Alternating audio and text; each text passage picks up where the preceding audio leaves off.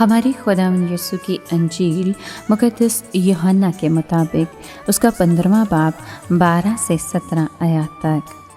اس وقت یسوع نے اپنے شاگردوں سے کہا، میرا حکم یہ ہے کہ جیسے میں نے تم سے پیار کیا ہے تم بھی ایک دوسرے کو پیار کرو۔ اس سے زیادہ پیار کوئی نہیں کرتا کہ اپنی جان اپنے دوستوں کے لیے دے دے۔ تم میرے دوست ہو بشرطے کہ جو کچھ میں حکم کروں تم کرو۔ آگے کو میں تمہیں غلام نہ کہوں گا، کیونکہ غلام نہیں جانتا کہ اس کا مالک کیا کرتا ہے، بلکہ میں نے تمہیں دوست کہا ہے، کیونکہ جو باتیں میں نے اپنے باپ سے سنی ہیں میں نے وہ سب تمہیں بتا دیں۔ تم نے مجھے نہیں چنا بلکہ میں نے تمہیں چن لیا ہے اور تمہیں مقرر کیا ہے کہ تم جاؤ اور پھل لاؤ اور تمہارا پھل باقی رہے، تاکہ تم میرا نام لے کر جو کچھ باپ سے مانگو وہ تمہیں دے۔ میں تمہیں یہ حکم دیتا ہوں کہ تم ایک دوسرے کو پیار کرو۔ پاک کلام کے پڑھے اور سنے جانے پر خداوند کی برکت ہو، خدا کا شکر ہو۔ عزیز دوستو، یسوع ہم سے محبت کرتا ہے۔ وہ ہمارے نام، چال چلن اور ماضی اور حال سب سے واقف ہے۔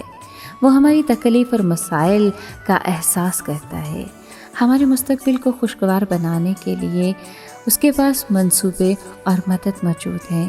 دعاؤں کے دوران ہم اس سے گفتگو کرتے ہیں اور وہ ہم سے گفتگو کرنے کے لیے ہمیشہ تیار رہتا ہے۔ وہ ہمارے گناہ بخشتا ہے اور ہمیں سچائی اور پاکیزگی کے ساتھ زندگی گزارنے کی رغبت دیتا ہے۔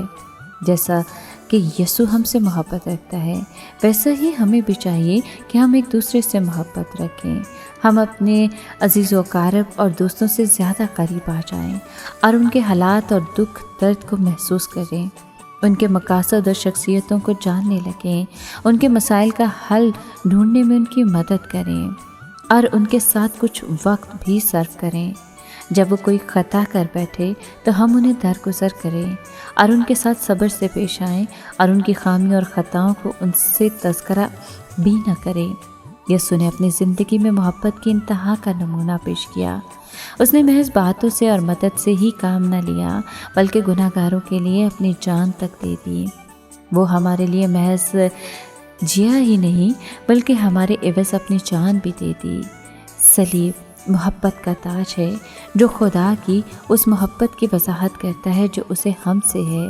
اب اس کی یہ خواہش ہے کہ ہم نجات کا پیغام دوسروں تک پہنچائیں اور اس کے لیے اپنا وقت اور دولت قربان کر دیں۔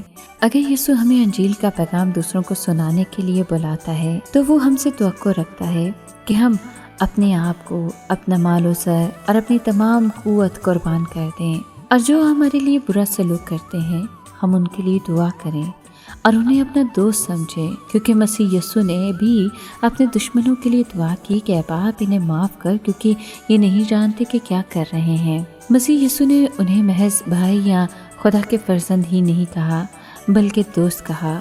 جو لوگ اس کی محبت کے حقدار نہ تھے، ایسوں کا کفارہ ادا کرنے کے لیے مسیح یسوع نے اپنی جان دے دی۔ ایمان، دعاؤں اور گواہی کے علاوہ یسوع ہمیں حکم دیتا ہے کہ ہم اپنے دوستوں سے محبت رکھیں جو پرخلوص اور خالص ہوں۔ ان کے سخت رد عمل کے باوجود ان کے ساتھ صبر سے پیش آئیں، ان کے ساتھ شرافت سے پیش آئیں، جیسا کہ خدا تمہارے ساتھ شرافت سے پیش آتا ہے۔ آئیے خدا کی محبت کی تجلی سے ہم اس بدشکل دنیا کو منور کریں، خود کو خدمت کرنے، قربانی دینے اور دوسروں سے محبت کرنے کے لیے پیش کریں۔ اے خداوند یسوع، ہم تیرا شکر کرتے ہیں کیونکہ تو نے ہمیں گناہ کی غلامی سے آزاد کیا اور اپنے چہیتے بنا لیا۔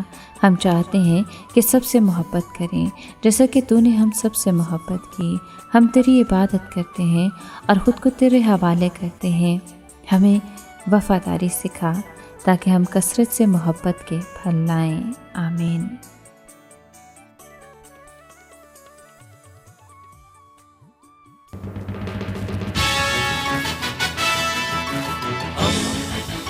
دوستی کا پیمبر، ریڈیو ویریتاس ایشیا۔